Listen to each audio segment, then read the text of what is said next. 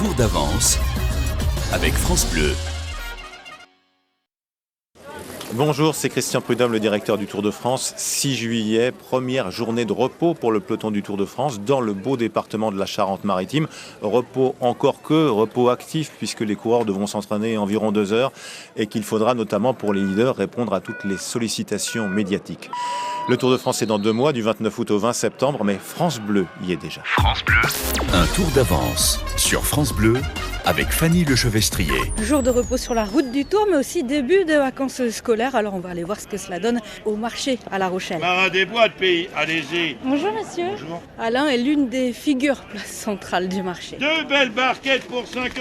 On a toujours eu un petit peu de monde sur les marchés. Ouais, Même pendant le confinement, les gens nous ont bien aidés. Alors maintenant, on est content de voir un peu plus de monde. Un peu plus de monde, mais pas encore tout à fait cela, relève Guillaume, tout en ouvrant des huîtres qu'on déguste ici dès la fin de matinée avec un petit verre de vin blanc. Oui, c'est encore timide, mais bon, les gens commencent à arriver doucement. Essayer de se relâcher un petit peu. Surtout la bonne humeur, que les gens oublient un peu ce foutu virus, on va dire. Voilà. Marin des Bois extra, bien sûr. Allez-y, 2 barquettes. C'est vrai que malgré la gouaille d'Alain, on ne se bouscule pas encore dans les rues de La Rochelle. Après, le temps n'aide pas. Comme le Tour, le soleil fait relâche et il bouine. Alors, allez, on va se trouver une activité en intérieur. Direction Marennes-Hierbrouage, à une trentaine de kilomètres de La Rochelle. On vous emmène à la découverte d'un lieu insolite, une petite maison où sont exposés une centaine de vélos plus étonnants les uns que les autres. Il fallait pédaler en arrière pour monter les côtes. Le vélo de 1902. Bienvenue au musée du vélo. Carrément là, un vélo avec des pneus à ressort pour pallier la pénurie de caoutchouc. Excellent.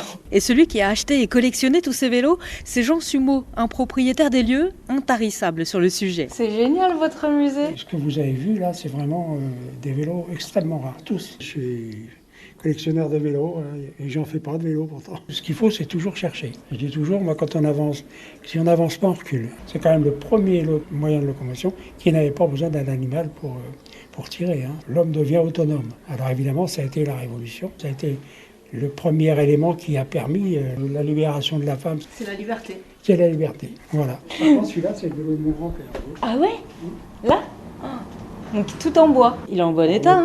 Bah oui, à part la chaîne, j'essaye de la dérouiller tout doucement. Génial, c'est fascinant. Un jour, j'étais en train de prendre l'apéritif avec des copains et je vois un vélo, il était à 200 km. Donc vous avez planté l'apéro. J'ai planté l'apéro. Et vous l'avez eu? Oui. Et oui, fini le repos, il est temps pour nous de rentrer, nous préparer pour la 10e étape demain, l'étape des 2 îles, d'Oléron à l'île de Ré. Retrouvez un tour d'avance chaque matin sur France Bleu. En partenariat avec l'équipe. Un tour d'avance chaque matin sur votre France Bleu.